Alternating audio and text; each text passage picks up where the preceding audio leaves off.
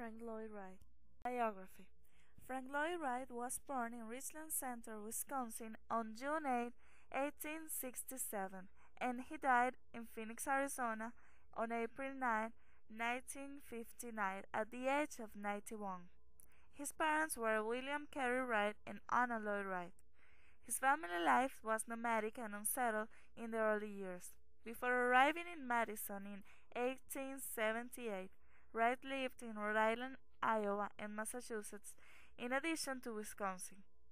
At age 11, he also began spending summers with his uncle James Lloyd Jones on his farm, located near to Taliesin Hill. These experiences in the Wisconsin countryside had a profound effect on Wright. I still feel myself as much of a part of it as the trees and birds and bees are, and the red barns, he said. His parents divorced in 1885, and he never saw his father again. Wright spent 2 semesters studying civil engineering at the University of Wisconsin in 1884. 2 years later, he traveled to Chicago to work as a draft in the Adler and Sullivan studio for 6 years. In 1893, he opened his own architecture studio in Chicago. Early in life, I had to choose between honest arrogance and hypocritical humility. I chose the former, and I have seen no occasion to change. The man. In all his life, he designed more than 1,000 works, including houses, offices, churches, schools, libraries, bridges, museums, and many other building types. He also designed furniture, fabrics, art glass, lamps, dinnerware, silvers, linings, and graphic arts. In addition, he was a prolific writer, an educator, and a philosopher. A reverence for democracy. Wright revered the American experience and believed that democracy was the best form of government. Throughout his life, he strived to create a new architecture that reflected the American democratic experience, an architecture based solely on America's democratic values and human dignity. The good building is not one that hurts the landscape, but one which makes the landscape more beautiful than it was before the building was built. Organic architecture. Wright coined the term organic architecture, which principal idea consists in the construction from the natural environment. From the beginning of his career, he rejected the neoclassicist and Victorian styles of that period. He was against the imposition of any style, convinced that every form of a building must be related to its function, environment, and construction materials. Wright preached the beauty of native materials and insisted that buildings grow naturally from their surroundings. Throughout his life, Wright spoke of the influence of nature on his work and attributed his love of nature to those early years in the rural Wisconsin countryside. Wright later advised his apprentices to study nature, love nature, stay close to nature. It will never fail you. No other architect so intuitively designed to human scale. No other architect took greater advantage of setting and environment. No other architect glorified the sense of shelter as did Frank Lloyd Wright. A building is not just a place to be, it's a way to be, he said. Another contribution to architecture was the use of free floor, getting amazing spaces that flows from a room to another. This effect is evident in the famous prayer houses. The parade style. Parade houses were characterized by low horizontal lines that were meant to blend with the flat landscape around them. Typically, these structures were built around a central chimney, consists of a broad open space instead of strictly defined rooms, and deliberately blurred the distinctions between interior space and the surrounding terrain. Wright acclaimed the new reality that it escapes instinct of matter. And about architectural interiors say that the reality of a building is not the container but the space within. The W. Williams House, built in Highland Park, Illinois in 1902, was the first house that embodied all the elements of the Prairie style. His masterpiece of the Prairie style is the Robbie House, built in Chicago in 1909.